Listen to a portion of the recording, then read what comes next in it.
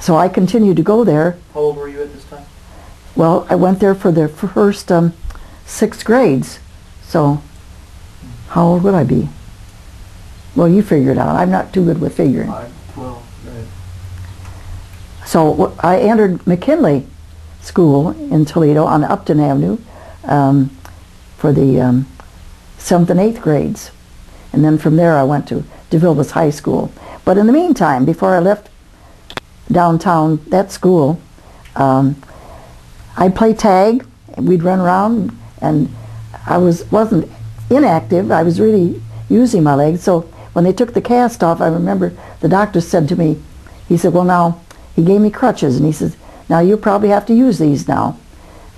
Well, I think I used them 2 days. I was off and running. That's what I recall about that anyway. So when I did go to school then, when I got in high school, I was interested in all kinds of athletics, including tumbling. And I was the one on the top, the highest for the pyramid anyway.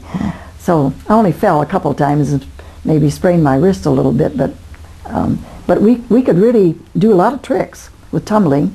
And one was where you have 5 girls all kneeling down with their heads down, 5 of them lined up, and I could run and jump over 5 of them and land right. So that was fun. Wow. And I like to play basketball and volleyball and with the what do you call that with the round disc? Frisbee. Frisbee. Frisbee. Yeah, we had frisbee. Yeah. But we also, the year I was there at DeVilbiss, they got equipment to play field hockey. Now really it was intended for the men, or the boys, but we girls had a chance to play one time, and that was fun. Of course we didn't play the full length of the field like the boys would, but that was the first equipment they had for playing hockey anyway. Was this all through high school? Is that right?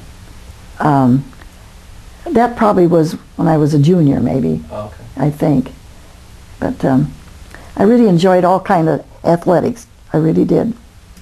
Even though my one leg was a smaller size, you might say. But what was that a result of? The length of the leg? Why was it shorter? No, it wasn't shorter at that time. Oh. I don't believe. Okay. You mean it might have been a little bit. Okay. It wasn't until I was much older that the hip, then the joint itself, when it would move, calcified like. And so when I would move the joint, it would go crack, crack, crack, and was painful.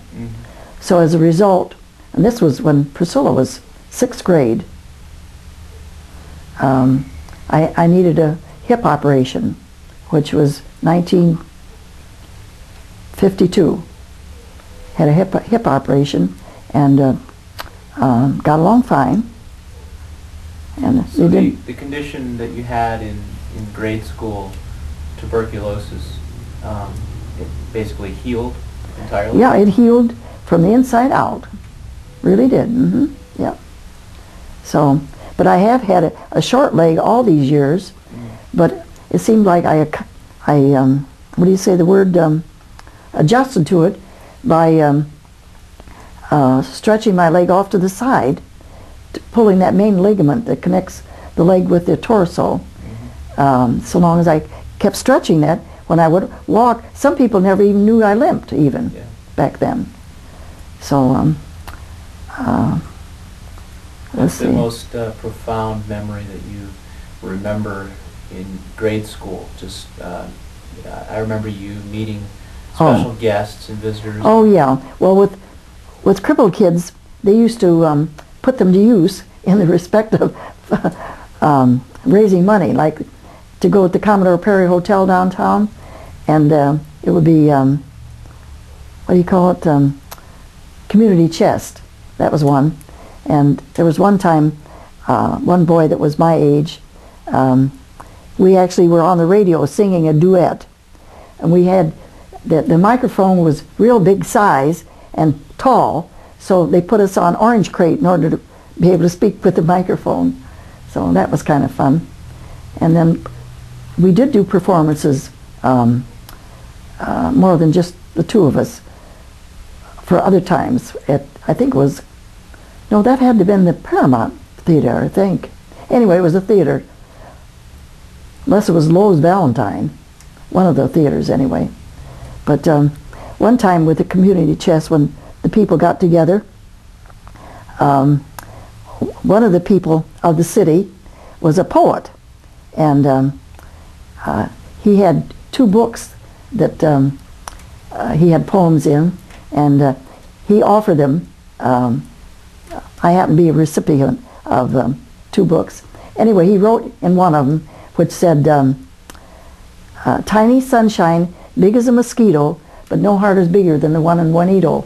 No. How about that? I still have that. And after getting those two books, when I was grade school, I'd use those poems, but all the rest of the family wanted to borrow the poems too. So that was nice. So they're kind of worn anymore. But let's see, what was the man's name now?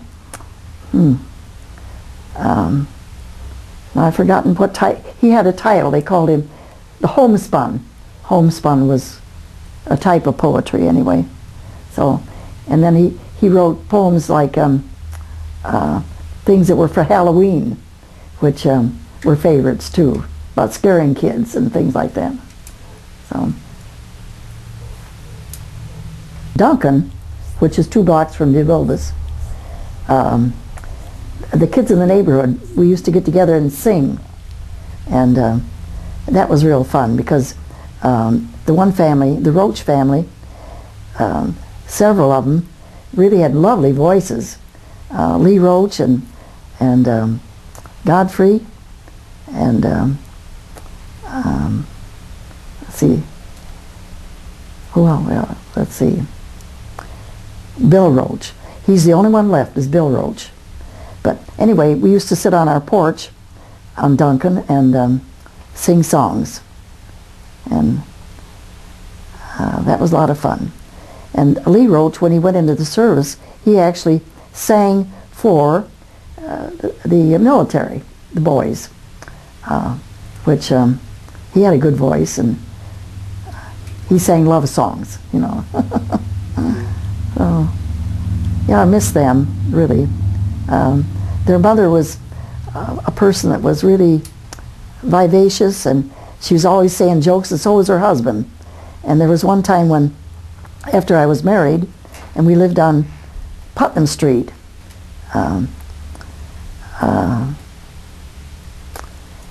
here, I'm trying to think of the dad's name, Roach.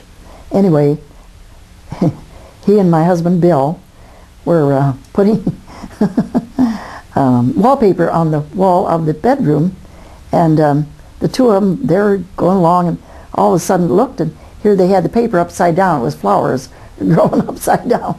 But then when they started doing the ceiling, here, one of them standing there, and I don't know what they're talking about, but putting it up there, and all of a sudden gave a pull and put a hole right in it, and they just laughed and laughed, and they thought that was so funny. I think they ran out of wallpaper. Oh boy. Well, that was a big bedroom at Putnam Street house. It was a big house. This is where you grew up, or is this where you and Bill? No, that's where, when the folks moved from Duncan Street, they moved downtown to Putnam Street. And 4 families lived there. Wow. Yeah, and Rowan and Jean, they got married when Rowan, my brother Rowan, he was in the service in the Air Force, and the memory of he and his wife were there on that, living there.